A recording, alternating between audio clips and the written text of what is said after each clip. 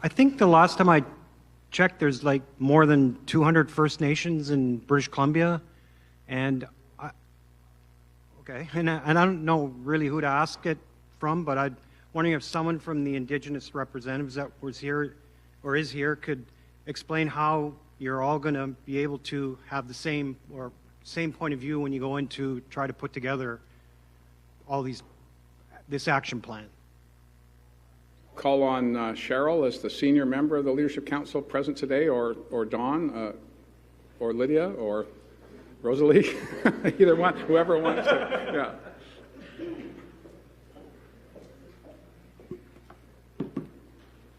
Yeah. Thank you for that question. What it really comes down to is what the United Nations Declaration speaks to itself, and it talks about self-determination.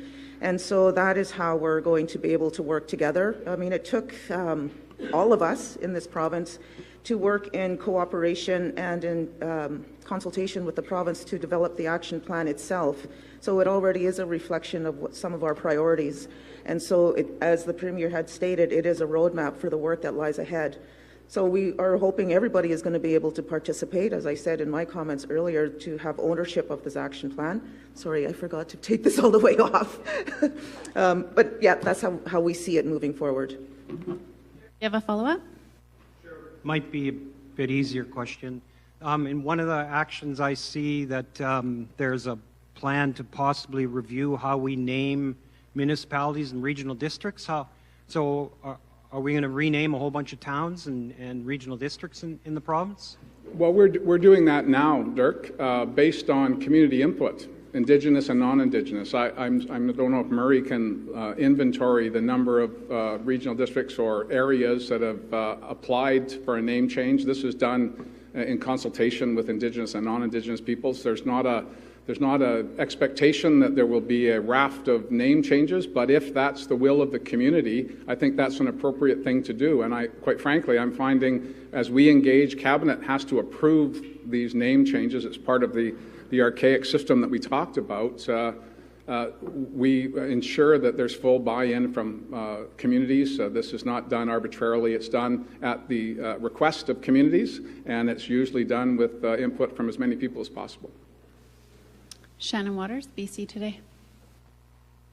Hi, I am wondering if you can reconcile a situation within the province currently. So we're here talking about reconciliation, recognizing the rights of Indigenous peoples, but your government is currently in court fighting a specific First Nations claim to what it says is its traditional territory. You've prioritized spending money on it. The case is currently active. So given what we're talking about here today, how do you explain acting on this action plan while also continuing with court actions like this one? Well, it speaks to the diverse nature of British Columbia, Indigenous and non-Indigenous, and we're not always going to agree. Courts are obviously the last recourse when there's disagreement. I can name countless experiences in my 5 years, or just shy of 5 years in this job, where we have avoided litigation or court discussions because we found a way to reconcile and negotiate. And a good example would be the Blueberry decision. The province would have in traditional times appealed that as a matter of course.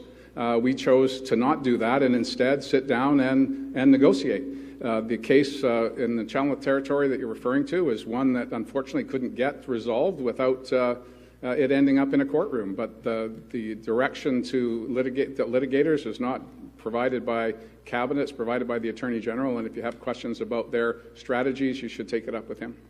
Follow-up, Shannon? Yes, so we've got 89 priorities or actions within this plan, 5 years, and my understanding is the government's commitment is to initiate action on all of these by then, but not necessarily to have completed the work that needs to be done to realize them. Can you talk a bit about how you see, say, priorities being set within that, or where you hope to be 5 years from now? Well, I hope to be further down the path than I am today. And I think that I speak for all of the leaders present and peoples across British Columbia that we don't expect to finish the race the day we start it. We expect to finish it over time. The federal government, I think, did 20 years, is that what they said? A longer period of time. Everyone wants to do things by tomorrow in an age of Twitter and technology, but the work needs to be done, and it's not easy work. It's not for wimps, to quote the Grand Chief. And we're hopeful that the priorities will be made clear based on our engagement with the Leadership Council and all of the others that are participating in doing what has never happened on planet Earth before. This is an exciting time, but it's a daunting time as well. And I wouldn't presume to make decisions without consulting with my colleagues at the Leadership Council and with the Minister as we go forward. But the priority is to keep working on making progress, and that's how we got here today. And that's how we'll get ready for tomorrow and the day after that and the day after that.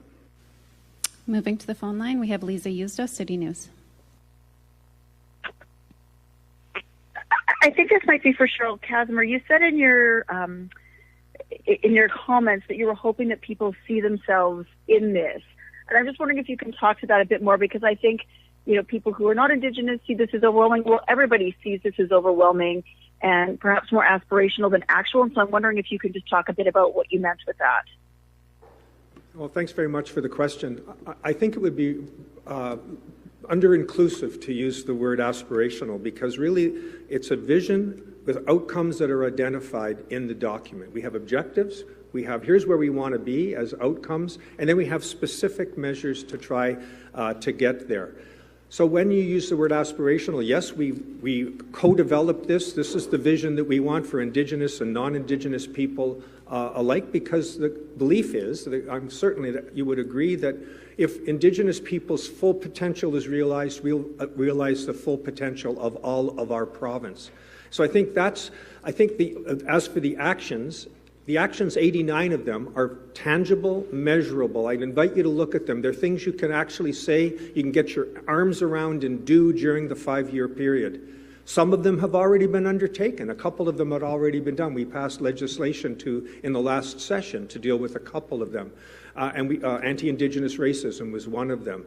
But we have so much more to do. And I think the beauty of this co-developed plan is that we'll have the opportunity every year to be held to account for it, because it requires an annual report.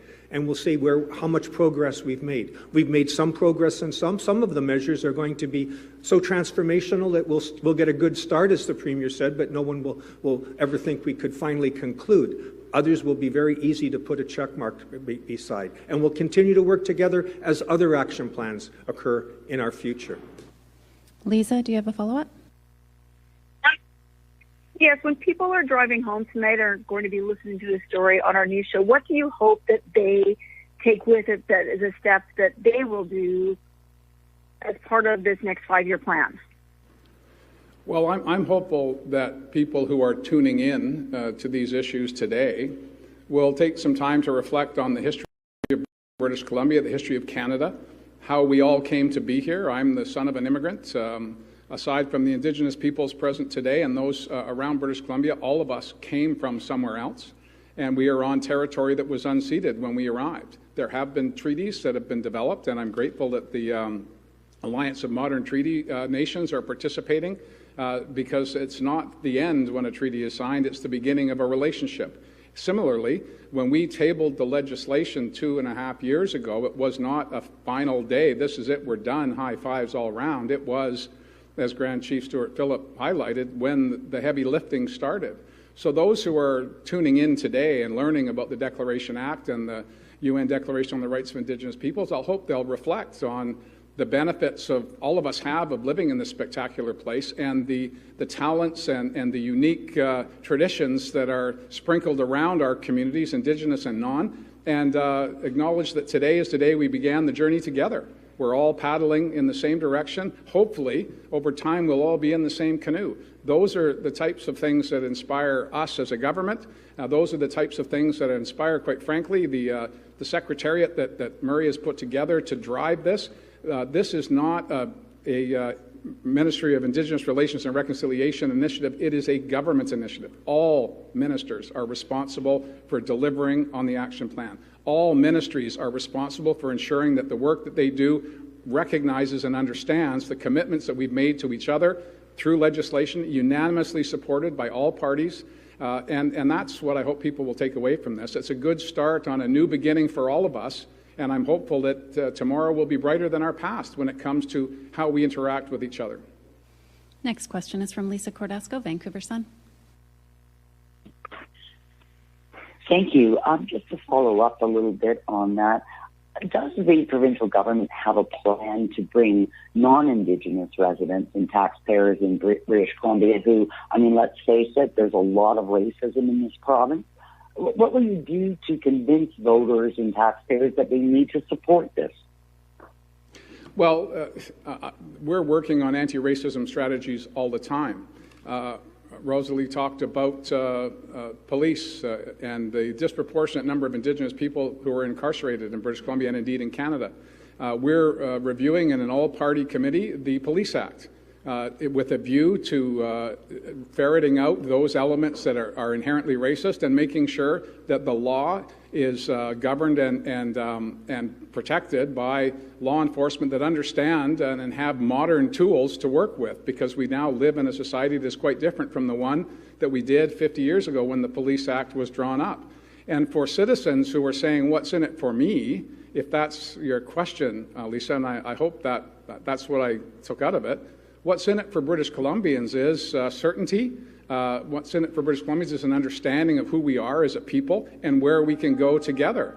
The legislature passes laws. We did so in this case unanimously. Indigenous and non-Indigenous members, BIPOC members, and I'm confident that as we go forward on this roadmap, it will be a brighter day for all of us. That's the commitment we've made to each other, and that's the commitment I make to all British Columbians. Lisa, do you have a follow-up?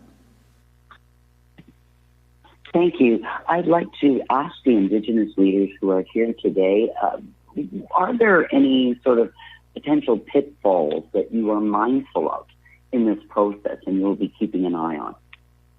Anyone? You guys can self-select on this. Yeah. Go, Lydia. Lydia's coming. Okay. Siamtmasiaya, respected ones, clearly at the SNET. Lydia Wheatsum, Chief of the Cowichan Tribes, member of the Political Executive for the First Nations Summit. I think we're very well aware of where the pitfalls are. We've experienced them consistently. What this is an opportunity to go around those pitfalls and work together as partners to go forward. For too long, Indigenous people, of course, have been subjugated out of our rights, our lands, our territories, and this is a relationship where we can recognize collectively that Indigenous people, we were here first. My grandmother spoke to me, born in the 1880s, spoke to me about our presence here. And as we go forward, yes, there's going to be pitfalls, but it's our job to work together to avoid them. And part of that is about recognizing the inherent right of Indigenous people to be self-determining. And this is such an incredible opportunity to work together towards that. So without question, pitfalls, but we've seen them all already. You know, we have to go forward in a better way. We have time for one more quick question. Eric Plummer, Hashilsa newspaper.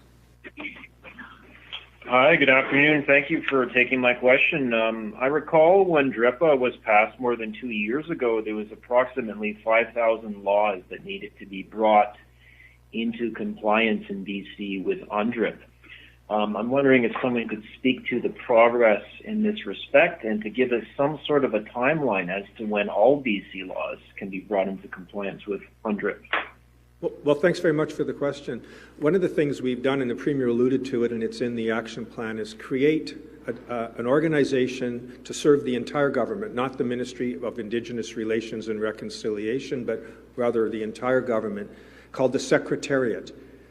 And it is going to be initially assigned the responsibility, the mammoth responsibility of aligning our laws, as we call it. Section 3 of the Declaration Act refers to that. And so the question will be how we can prioritize the existing laws, like which ones are we going to do first? I've heard a lot about child welfare legislation, a lot about the Heritage Conservation Act, forestry. These are what the First Nations, in working with us in consultation and cooperation, will decide what the priorities should be for the existing laws. And then, of course, as new laws come forward in the shape of bills, How do we ensure that we engage deeply with them in a way we have never done before as laws come forward earlier on in the process so that there's meaningful involvement as new laws come forward as well? Eric, do you have a follow-up? Yeah, is there any sort of a timeline that we can expect in terms of this compliance with UNDRIP? Are we looking at 10 years, 20 years, a generation from now? Can anyone speak to that? As we said earlier, you know, some of these actions are already underway. 89, a few of them you can already put a check mark beside, and we're grateful for that.